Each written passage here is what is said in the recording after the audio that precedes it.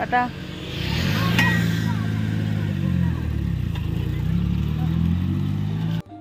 সুপ্রভাত বন্ধুরা, কেমন আছো সবাই? আই হোপ সবাই খুব ভালো আছো, সুস্থ আছো।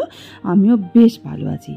তো আমি অম্বিকা, আমার স্মাইল অম্বিকার নতুন একটি ভিডিওতে তোমাদেরকে আরও একবার স্বাগত, আর আমার তরফ থেকে অনেক অনেক ভালোবাসা। তো এখন হচ্ছে বাজে ঘড়িতে সকাল 7:30। তো এই দেখো আমার বন্ধুরা কিন্তু চলে এসছে আমার কাছে, আর আমি জানো তো এখন চা নিয়ে একটু বসেছি বিছানার মধ্যে, আর মেয়েকে তো স্কুলে পাঠিয়ে দিলাম। আর এখন দেখছি বন্ধুরা আমার কাছে চলে এসেছে, প্রত্যেক দিনই আসে, তবে রোজ দিন হয়তো তোমাদের সাথে শেয়ার করতে পারি না। তো আজকে ভাবলাম যে না, একটু শেয়ার করি, আমারও ভালো লাগবে দেখতে আর তোমাদেরও ভালো লাগবে দেখে।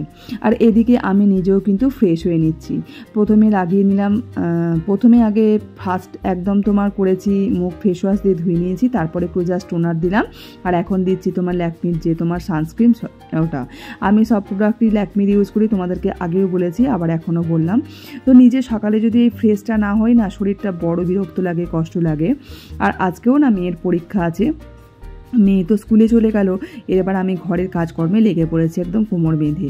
আর এই ঘরটা গোছাতে জানো তো একদমই সময় লাগে না বেশি, খুব তাড়াতাড়ি হয়ে যায়। এই ঘরটা শুধুমাত্র শোয়াই হয়, আর কিছুই হয় না।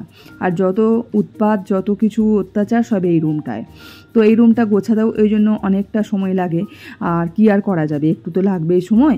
আর এই ঘরটাতে কি বলো তো, শোয়া থেকে বলতে গেলে সকাল থেকে 12টা থেকে শুরু করে শোয়া, পড়তে বসা, সব কিছুই এভরিথিং। তো তার জন্য এই ঘরটা গোছাতেও একটু বেশ সময় লাগে। তো যাই হোক, এইটুকু করে নেওয়ার কোনো ব্যাপারই নয়। তো সেটাই আর কি করে নিলাম। আর সকালে জানো তো পুরো ফুল এনার্জি নিয়েই কাজ শুরু করি। যদি একটু মানে অলসতা করে বসে যাই আর কাজ করতেই পারবো না, এরকম অবস্থাটা হয়।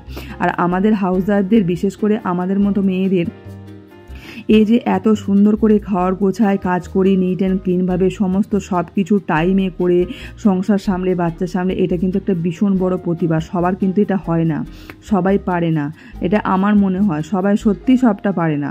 তো সেখানে আমার মনে হয় যে এই সব কাজ করাগুলো, এটাও একটা প্রতিভা, এটাও একটা আর্ট, এটাও একটা শিল্প, তাই না বলো?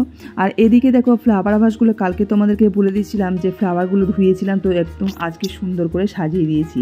আজকে দুটো ফুলদানিটাই ইউজ করে নিয়েছি।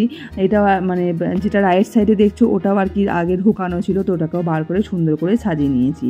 আর এখন আমি সবজিগুলো কেটে নিয়েছি, বাঁধাকপির তরকারি করব, আর এদিকে ডাঁটা আলু বেগুনের ঝোল করব। তো এদিকে কড়াইয়ে তেল বসিয়ে দিলাম, রান্নাটা না আগে বসিয়ে দিই।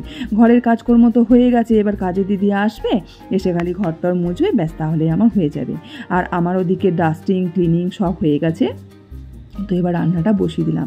প্রথমে বাঁধাকপির তরকারিটা করব, কেননা বাঁধাকপির তরকারিটা আগে করব, তার কারণ হচ্ছে মেয়েকে না সকালে তোমার টিফিন দিয়েছি রুটি, তো ভাবলাম যে বাঁধাকপির তরকারিটা করলে আমি রুটিটা দিয়ে খেতে পারবো। আমি সেই রুটি একটু বেশি করে রেখে দিয়েছি আর কি। আর আজকে জানো তো মেয়েকে সিদ্ধ ভাত করে দিইনি, মেয়ে আজকে রুটি খেয়েই গেছে। তার কারণটা বলি, যে মেয়ে আমাকে গতকাল বলল যে ওর পাশে নাকি যে বসেছিল কোনো একটা দিদি, মানে পরীক্ষার সময় তো একই ক্লাসে বসে না, অন্যান্য বাচ্চারা বসে, তো বলছিল তার নাকি খুব ঘুম পেয়ে যাচ্ছিলো, মিস নাকি বলেছে তুমি ঘুমিয়েও না, লেখো। তো আমার সেটা দেখে খুব ভয় পেয়ে গেছে। তাও আমি ভাবলাম যে না, আমি ভাত একদমই দেবো না আজকে। তো ওই জন্য আমি আজকে ভাত দিইনি, ভয়ে তোমার রুটি খাইয়ে পাঠিয়েছি, যে বাই চান্স যদি ও ঘুমিয়ে পড়ে, ঘুমটুম এসে যায়, সকালটা তো ক্লান্ত থাকে, তো ওই কারণে আমি আজকে আর দিইনি, রুটি খাইয়েই পাঠাচ্ছি। আর এদিকে দেখো আমার বাঁধাকপির তরকারিটা প্রায় একদম মানে বসিয়েই দিয়েছি। মশলা দিলাম শুধুমাত্র কি বলতো, আদা জিরে বাটা। আর এদিকে দেখো বাঁধাকপির তরকারি হয়ে গেছে, আর এদিকে ডাঁটা আরও বেগুনের মানে তরকারিটাও হয়ে গেছে। অনেকটা সময় পরে আর কি তোমাদের কাছে আসলাম। ওদিকে ভাতটাও একবার ফুটিয়ে নিয়েছি। আর এদিকে দেখো আমার মেয়েও কিন্তু চলে এসেছে পরীক্ষা দিয়ে। আজকে আমার কাজ ঠিকঠাক কমপ্লিট করতে পারিনি, তো যাই হোক মোটামুটি হয়ে গেছে। তো জানি না এখন কি হলো। আর বন্ধুরা, মেয়ে তো স্কুল থেকে চলে এসেছে, আর দেখো কত সুন্দর আজকে আমার গাছে ফুল ফুটেছে। আর আমিও না মেয়েকে স্নান টান করিয়ে নিজে স্নান করে একদম পুজোয় বসে গেছি। সকালটা যদি পুজোটা আগে না করতে পারি, মন একদম শান্তি লাগে না, অস্থির লাগে। তো মেয়ে বলছিল করবো, আমি বললাম না, ও আগে পড়তে বসে যাও তুমি, তারপর আমি আগে পুজো টুজো করে নেবো, তারপর ভাত টাত দেবো। এদিকে না মেয়ে স্কুল থেকে আসার পর হালকা ওই ফল টল দিয়েছিলাম, যাতে ভারী কিছু খাবার দিয়ে নিয়ে ফল টল দিলাম, আর তারপর ভাতটা আর কি দিয়ে দেবো। আর এই যে দেখো দুধ, মানে দাদা দুধ দিয়ে গেল, সেটা গরম করতে বসিয়েছি। আর এই যে আমাদের রান্না বাঁধাকপির তরকারি, ভাত, আর হলো ডাঁটা আলু বেগুন নিম পাতা দিয়ে ঝোল।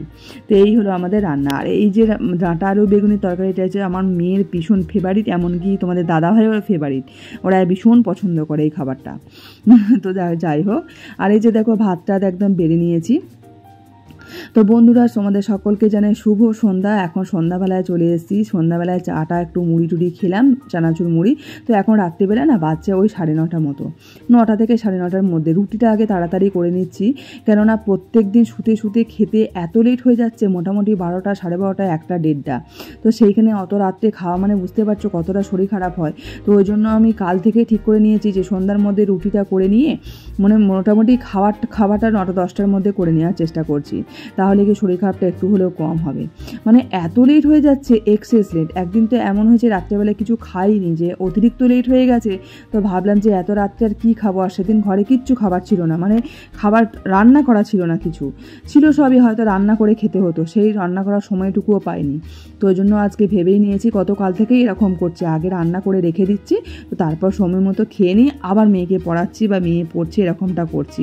এই কটা দিন জানো তো প্রচণ্ড চাপ রয়েছে, প্রচণ্ড চাপ চলছে। কি করব বলো, একটু তো চাপ হবেই, কিছু করার নেই।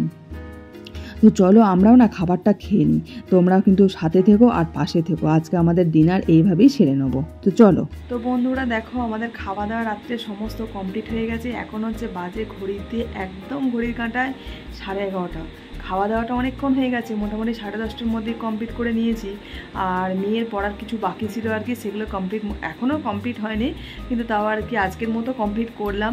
আর অনেকটা রাত্রে হয়ে গেছে, এবার শুতে হবে। আর প্রচণ্ড শরীরে ক্লান্তি লাগছে, আমাদের চোখ মুখ দেখে বুঝতেই পারছো একদম ঘুম ঘুম পেয়ে গেছে প্রচণ্ড। দুপুরও সেইভাবে ঠিকঠাক শোয়া হয়নি, তো তোমাদের সামনেও আমি দুপুর থেকে আসতে পারিনি, আর ভিডিওটাও এন্ড করা হয়নি। তো তার জন্য ভাবলাম যে না, আগে তোমাদের সামনে আসি আর ভিডিওটা এন্ড করব, তো সেই কারণে আরও আসলাম। তো চলো বন্ধুরা, আজকের ভিডিওটা আমি এখানেই এন্ড করে দেবো। আর তোমরা সবাই খুব ভালো থেকো, সুস্থ থেকো, এইভাবেই আমার পাশে থেকো, এইভাবে আমাকে সাপোর্ট দিয়ে যেও, এইভাবে আমাকে ভালোবাসা দিয়ে যেও। তো চলো, তোমাদের সবার সুস্থতা কামনা করি। আর আমি আবার আসবো পরবর্তী নতুন একটা ঝলমলে ভিডিও নিয়ে তোমাদের সামনে। তো চলো আজকের মতো ta ta, bye, good night, good night.